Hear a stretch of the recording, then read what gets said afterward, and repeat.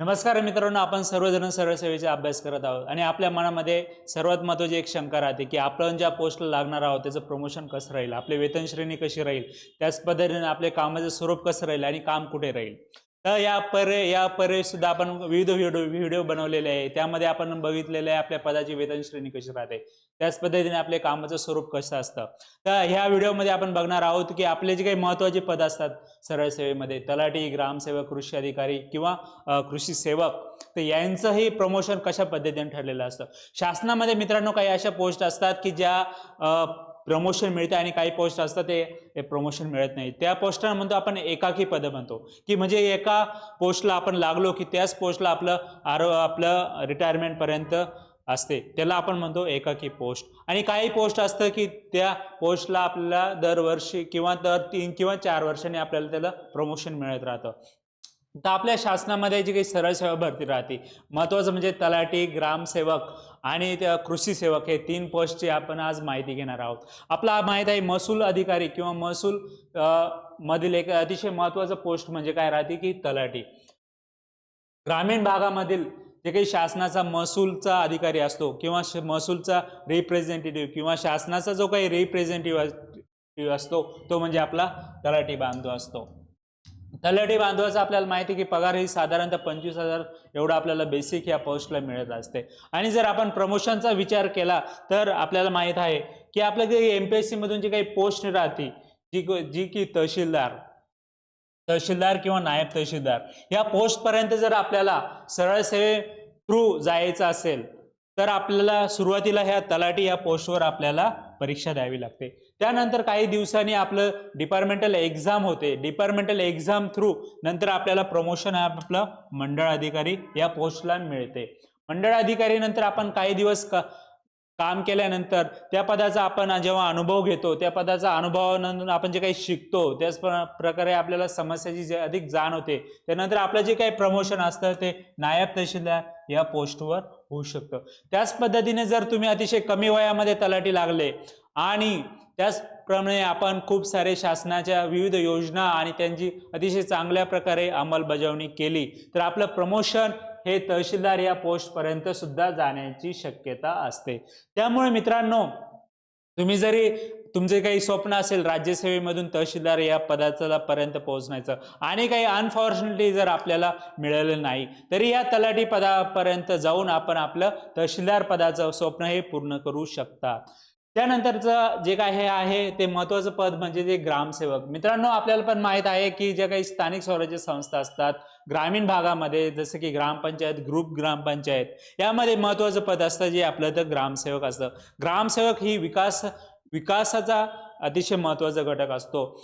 जे काही म्हणजे स्वच्छ ग्राम, पाणी पुरवठा योजना असो, त्यानंतर लाईट योजना असो, त्यानंतर शिक्षणाची योजना असतो, त्याचप्रमाणे कृषीच्या रिलेटेड काही जी योजना असतो त्या योजना ह्या सर्व जे असतात त्या ग्रामसेवक या पदा थ्रू अवलंबल्या जातात. आणि या पदाचं सुद्धा प्रमोशनची जर लिंक बघितली आपण तर आपल्या जे काही MPSC मध्ये आपलं जे काही गट विकास अधिकारी ही जी काही पोस्ट असते, या पोस्टपर्यंत जर आपलं स्वप्न असेल तर आपण सुरुवातीला ग्रामसेवक या पदावर जॉईंट होऊन आपण या गट विकास अधिकारी या पोस्टपर्यंत आपण जाऊ शकतात. यामध्ये काही टप्पे ठरलेले असतात आणि कालांतराने या टप्प्यानुसार तुमचं पेमेंट सुद्धा वाढत असतं आणि आपण आपल्या योजना सुद्धा, आपला विकास सुद्धा आपण करू शकतो. तर सुरुवातीला आपल्याला माहित आहे कंत्राटी ग्रामसेवक ही 3 वर्षासाठी पोस्ट असते. या पोस्टला साधारणतः 16,000 एवढं वेतन असतं. त्यानंतर 3 वर्ष झाल्यानंतर आपलं ग्रामपंचायत अधिकारी या पोस्टवर आपली नेमणूक केल्या जाते. ग्रामपंचायत अधिकारी या पोस्टवर नेमणूक केल्यानंतर आपली माहित आहे की पंचायत समिती लेवलला आपल्याला विस्तार अधिकारी ही पोस्ट असते आणि विस्तार अधिकारी ही विविध योजनांचं अंमलबजावणीची तालुका स्तरावरची पोस्ट असते. विस्तार अधिकारी नंतर एक महत्त्वाचं पद असतं ती म्हणजे सहाय्यक विकास अधिकारी, गट विकास अधिकारी, आपण त्याला म्हणतो असिस्टंट BDO. आणि त्यानंतर आहे आपली महत्त्वाची पोस्ट आहे गट विकास अधिकारी, यालाच आपण काय म्हणतो BDO. त्यानंतर 3 नंबरचं जे काही आपलं आहे ते आहे की कृषी सेवक. कृषी सेवक सुद्धा खूप महत्त्वाची पोस्ट आहे. महाराष्ट्र शासन ज्या काही कृषी विभागाच्या काही योजना असतात त्या कृषी विभागाच्या योजना चांदा ते पर्यंत पोहोचण्याचं काम जे असतं ते आपल्या कृषी सेवकांचं असतं. त्यामुळे कृषी सेवकांचं सुद्धा प्रमोशनची लिंक खूप चांगल्या पद्धतीने अवेलेबल असते. सुरुवातीला कृषी सेवकाचं 16,000 रुपये मानधन एवढं आपल्याला मिळतं. त्यानंतर काही दिवसाचे 3 वर्ष जर आपली सर्व्हिस कंटिन्यू झाली, त्यानंतर आपल्याला ग्रामसेवकाप्रमाणे आपलं वेतन ही निश्चित होते. आणि आपण जे काही गव्हर्नमेंट सर्व्हिसचे जेवढे काही रूल्स असतात ते सर्व या पदाला लागू होतात मित्रांनो. आणि आपण बघणार आहोत की याचं प्रमोशन आपल्याला माहित आहे की तालुका स्तरावर कृषी विभागाचा महत्वाचा अधिकारी जो राहतो तो म्हणजे तालुका कृषी अधिकारी. म्हणजे जर तुम्ही कृषी सेवक या पदाला जॉईन झालात तर आणि तुमचे स्वप्न खूप मोठे असेल, सतत अभ्यास करण्याची आपल्यामध्ये ताकद असेल, तर आपण तालुका कृषी अधिकारी या पोस्ट पर्यंत आपण जाऊ शकतात. त्याच्यामधील महत्वाचे मधले जे 2 टप्पे असतात ते असते पर्यवेक्षक आणि मंडळ कृषी अधिकारी. अशा पद्धतीने मित्रांनो हे 3 महत्वाचे पद असतात, तलाठी, ग्रामसेवक आणि कृषी सेवक. या तिघांचे प्रमोशन आपण बघितलेले आहे. जर काही अनफॉर्च्युनेटली जर आपल्याला प्रमोशन मिळालं नाही तरी ते महाराष्ट्र शासनाच्या नियमानुसार आपल्याला एक 10 वर्ष, 20 वर्ष आणि 30 वर्ष आश्वासित प्रगती योजनेचा आपल्याला हक्क मिळतो. याचा अर्थ असा होतो, जर आपल्याला बायचान्स आपण तलाठी झाला आहोत आणि 10 वर्षापर्यंत आपल्याला कोणत्याही प्रकारचं प्रमोशन मिळालं नाही, तर 10 वर्षानंतर तुमचं जे मंडळ अधिकारीची जी काही वेतन श्रेणी असते ती तुम्हाला ऑटोमॅटिक लागते. किती? 10 वर्षानंतर.